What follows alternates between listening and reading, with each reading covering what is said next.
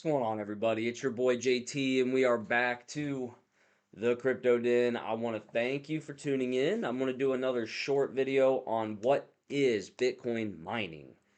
Very interesting stuff. It's changing the world, whether you like it or not, and I want you to understand the basics of it. This is not a deep dive. This is beginner level information, okay?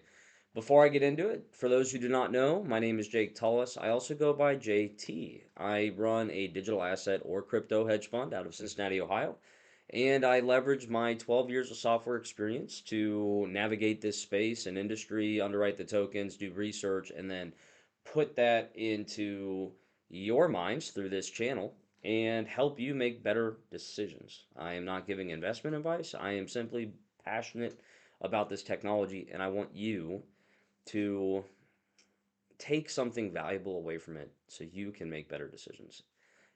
People that get burnt in this space sell too early because they don't understand what this stuff is and the fundamentals that drive it. And that is my goal with you today. So let's get on over to it. Bitcoin mining. Well, very simply, in the current stack of the internet, everyone owns their own stuff. Okay. This is called monolithic, vertical. There's tons of words for it. But just imagine this being Amazon. Okay. Amazon owns the website, the server, all the data you put in there, the user information, all the way down the stack. They own the entire stack. That's Amazon, right? Now, Web3, draw a line here, instead of Amazon like Jeff Bezos owning all of this, right? It's going to be like 8 people get together and then they're like, okay, we're going to start this thing and we need to incentivize people, like Bitcoin, for example. They got together and made Bitcoin. We're going to incentivize people to invest in this network and build it instead of us having to go out and buy all this stuff. So the way we do that is we make a token. Then we decide what this token does. Bitcoin specifically said, hey, we're only going to have 21 million of them. All right. And we're going to put a decent amount in this little vault here. Think of it as escrow. And they're not going to leave, okay? Ever. Out of this 21 million, 30% ended up here. Then they decided we're going to keep 10% to ourselves, okay? Satoshi Nakamoto's wallet. And then the other 60% basically is going to be used as incentives and network fees and everything else. So this is like what people were buying in the beginning, these circulating tokens, and then this stuff has been trickling out over time.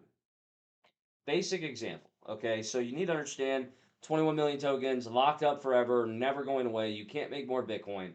And they get unlocked somehow, which we're about to get into, Bitcoin mining. And the rest of the tokens are kind of out there and we all trade hands with them, even though most of them have been wiped out. Like, I think 20 something percent of these circulating tokens are in wallets that have lost keys, people have died.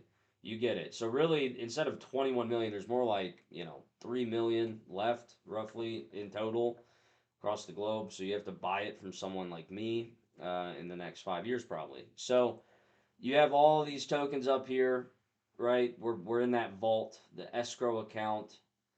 And remember, their problem was we need people to invest in this. We need computers. So why would someone go buy a $5,000 computer to build a network and make a blockchain? In my other video, you would know that we have ledgers here on each computer, and that's what makes this a blockchain. All of the transactions are on each running node. They're all on a ledger and they all maintain the same state. So for Bitcoin to exist like this, right? Why would I, a random stranger, go buy a computer to set this up? Well, I get paid Bitcoin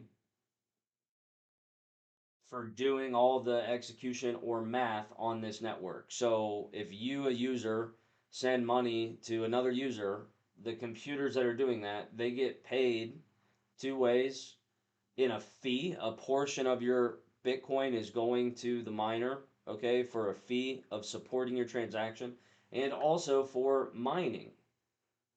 Since everything's encrypted, for the receiving computer to read it, a password has to be put in. And, encryption's a fancy word for a password through math. And then this computer has to run a calculation, okay? And when it's done, it's going to solve the problem and get rewarded from this bucket. So as miners support the network, they get a little bit.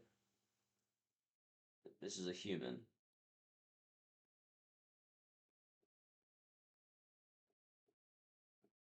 Okay, they get two, one and two. One, they're going to get a little bit of the Bitcoin being sent. And then two, they're going to get rewarded for doing the encryption and solving the problem so you both get your Bitcoin safely and with no one in the middle. That is what mining is. Okay, that's how it works. I buy a computer, plug in wall, let people do their thing on the network. My computer gets a little piece. I'm one computer out of 700 something thousand computers, so I get like a little piece. And I get new Bitcoin for doing that, and I also get a piece of your Bitcoin because I'm investing in this hardware to allow you the opportunity to actually use it. And that is Bitcoin mining. That's how Bitcoin works. That's why everyone's interested in it because it is volunteer ran out of any government, completely commoditized, and supported by the networking community itself. You are investing in energy because I'm getting electricity, capturing the cost of that electricity and the value of the token. There's a lot of stuff there. That's more intermediate and advanced. We'll get into that into another video, but right now, that is Bitcoin mining. Thank you for tuning in. Take care of one another, and until next time, peace and love.